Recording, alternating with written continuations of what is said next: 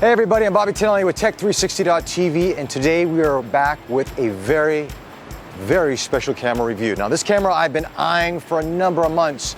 There's been a lot of firmware updates to improve the functionality of the camera, and I was like, you know what, now it's time to really get my hands on it and review it for myself to see if it is that good. This is the Hasselblad X1D. Let's talk about the design first and foremost. This is an aluminum body, handmade in Sweden. It says right here on the camera. And let me tell you something, this is one beautiful camera to hold and look at. It is stunning. This feels great, compact. The grip is so ergonomic that it just feels like it should be in your hand, especially if you have a hand grip on it. Talking about the lenses now. The lenses are the XCD lens. Now this lens was a lens built for the X1D format. They take stunning image quality. Now at launch, they had a few lenses. Right now they have the 30, the 45, this is the 90 millimeter 3.2, then they have 120 millimeter macro. Now this one is really great for portraits. If you're talking about full frame equivalency, this is about a 70 millimeter and you're looking at about a 1.5, 1.7 in terms of your aperture. Beautiful bouquets on this, especially after the 1.19 update that gives you the full bouquet. So instead of that hexagonal shape, you now got these beautiful round circles in your bouquet, and it is stunning, to say the least.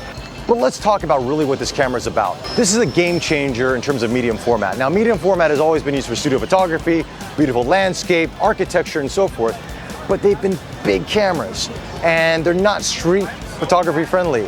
Hasselblad has changed it with this camera. So let's talk about medium format in terms of, do you need it? Is it overkill? You're going to get, of course, a very large file size of a photo, but it's not just that. The detail, the resolution, the tonal quality, especially when you're shooting people's skin tones, the dynamic range from the highs and the lows, and the adjustment that you have in the photos is really something unique. And it's something that you have to see it in person to really understand. Now, when we post on social media, a lot of our images will get compressed. So you will lose some of that high resolution that you get out of medium format, but the tonal quality and the dynamic range, of course, is there for your editing purposes. I have a 3-year-old MacBook Air, and man, that was struggling to handle the file sizes on this because each image raw was about 110 megabytes per file. You need the processing power. If you don't have it, things will slow down a little bit for you. So make sure your computer system can handle the image file size that comes out of this camera. Let's talk about something Hasselblad did really well on this camera, and that was the user interface. Whoever worked on the UI at Hasselblad needs a pay raise. Seriously, this is like using a smartphone. It is so intuitive, so easy.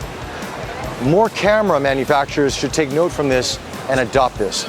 Also, you have touch to focus while you looking through the EVF. So your screen goes black, but it becomes almost like a touchpad when you're focusing.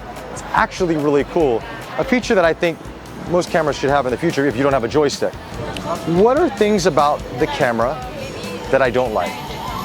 If you're coming from the DSLR world, you're gonna find that this is a slow camera to shoot with. The autofocus is not the fastest. I do wish it was faster, so you have to take that in note. Manual focus works like a dream. It can zoom in, you can get focus peaking, so it will slow down your photography though, which in a way isn't bad. Now, if you're used to shooting on a manual camera, let's say like a M, or a rangefinder or a film camera that is manual focus, you'll feel more at home with this because it is meant for that sort of set up your shot, take your time, click, shoot, you're good to go. When I was looking at this camera and I was shooting with it, it kind of reminded me, this image of guns came to play because I thought this is the best way to explain to people in layman's terms. Now a DSLR, the top end DSLRs are like machine guns, like, yeah, right? You got a rangefinders that are more like a pistol or a sniper that could just